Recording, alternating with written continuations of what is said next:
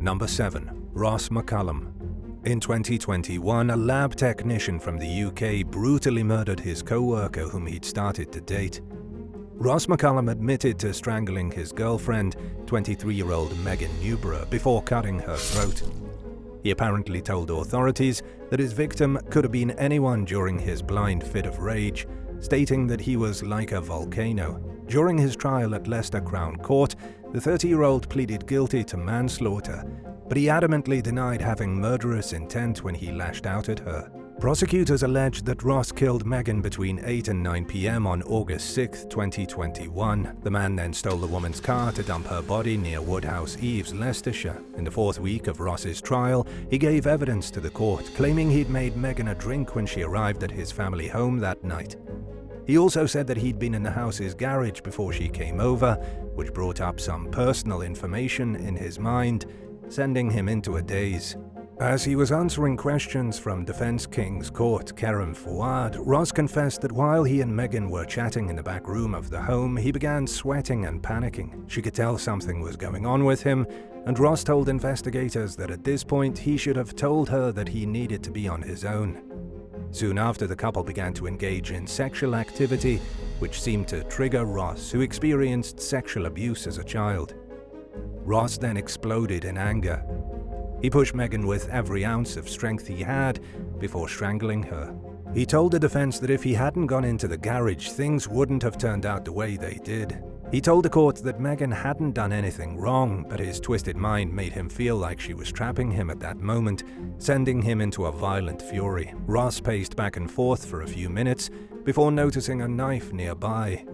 He then grabbed the weapon and slit Megan's throat, even though she was already dead. Ross couldn't explain why he did this, stating that it was an impulsive decision that made everything a million times worse. Even though the murder wasn't premeditated, Ross attempted to cover up what he'd done. He left several voicemails on Megan's phone, even one where he said he loved her and that he was waiting to hear from her. He also initially told police that he didn't know where she was, going as far as to say, "It's not like her to do this." In the end, though, he was handed a guilty verdict and was sentenced to life imprisonment for the murder. Number 6. Jordan Carpenter.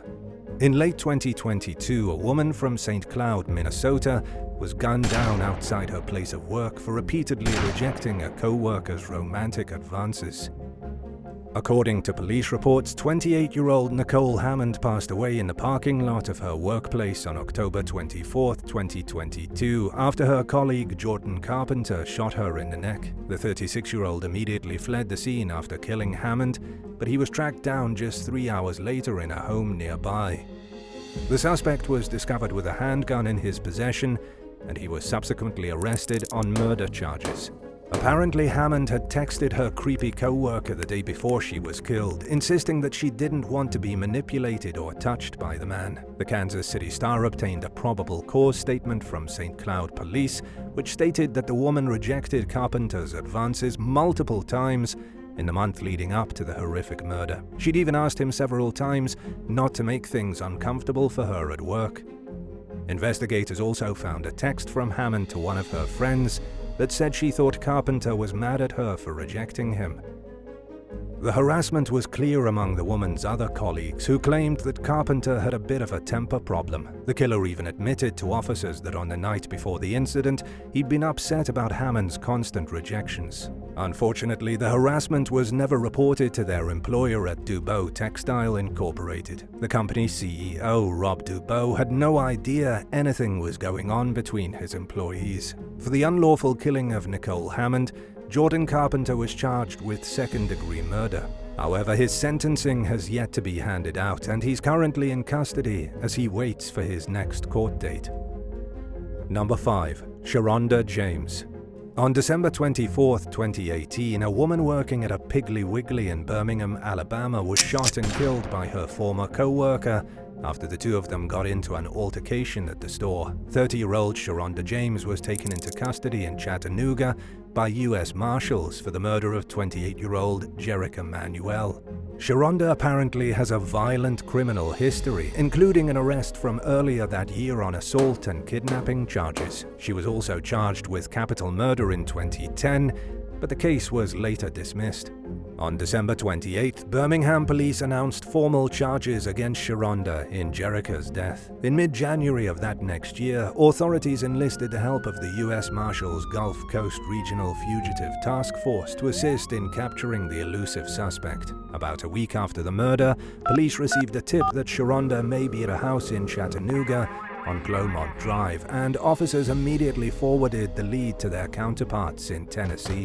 They knocked on the door and, to their surprise, Sharonda was the one to answer. She was immediately taken into custody without issue.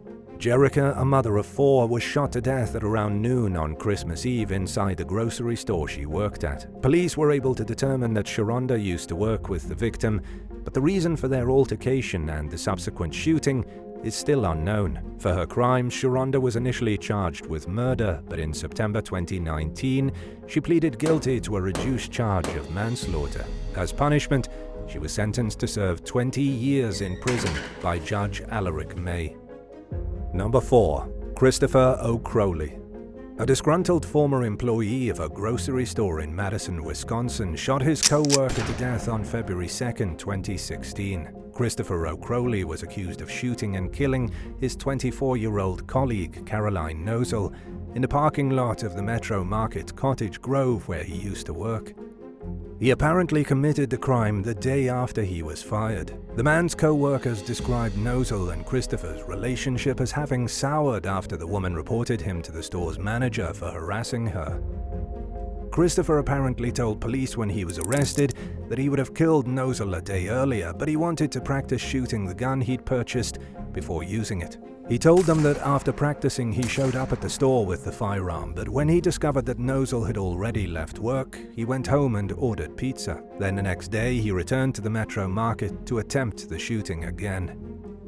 Christopher found out from one of his other co-workers that Nozel got off work at 8 p.m. and so he waited in the parking lot for her to finish her shift. He told investigators that he knelt beside Nozel's car, and when he finally saw her, he stood up and fired his gun. She was struck in the chest, and when she hit the ground, he shot her once more in the head. After the shooting, Christopher texted a colleague and confessed to the crime, stating that he killed Nozel and that he planned to kill himself too.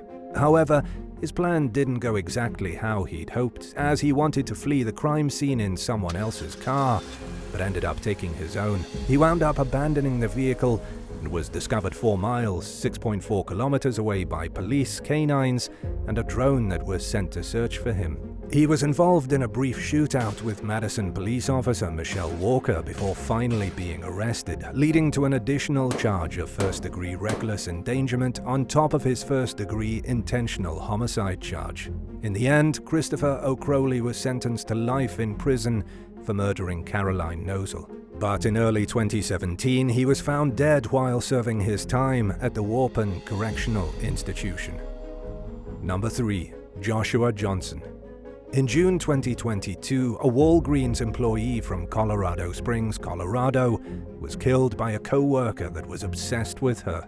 The day after 17-year-old Riley Whitelaw's body was discovered in a Walgreens break room, 28-year-old Joshua Johnson was detained by state troopers on June 12th, about 100 miles, 161 kilometers outside of Colorado Springs. Apparently, Riley had refused Johnson's repeated romantic advances and had complained to management on numerous occasions about him making her feel uncomfortable at work.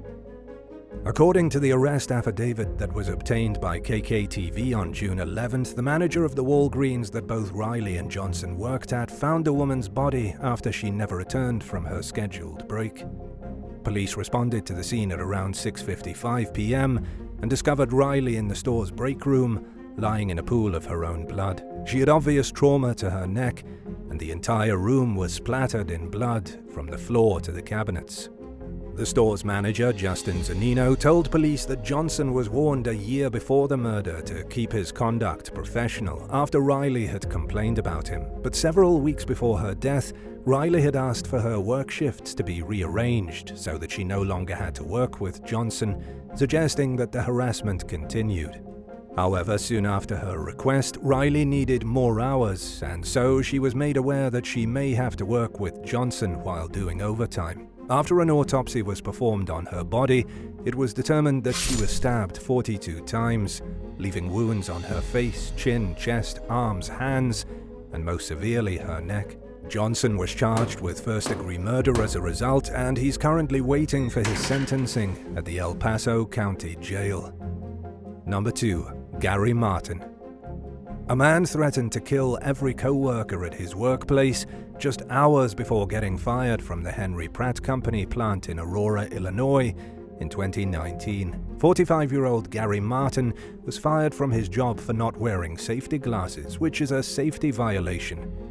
He apparently knew what was going to happen when he showed up for work that day, telling a co-worker that he would kill every mother F in here if he was let go. His boss must not have been aware of his threats and went ahead and fired him anyway. The colleague didn't report Martin's behavior because he believed that Martin was always making off-the-wall statements, so he wasn't concerned at the moment. In retaliation, Martin opened fire inside the company's warehouse, killing 5 of his colleagues and injuring 1 more. When police arrived at the scene, they were met with gunfire, and Martin ended up wounding another 5 officers during their brief shootout. The man was only stopped after being hit with at least 6 bullets, including one that was self-inflicted to his head. He didn't survive the incident. Number 1. Lee Rodart Jr.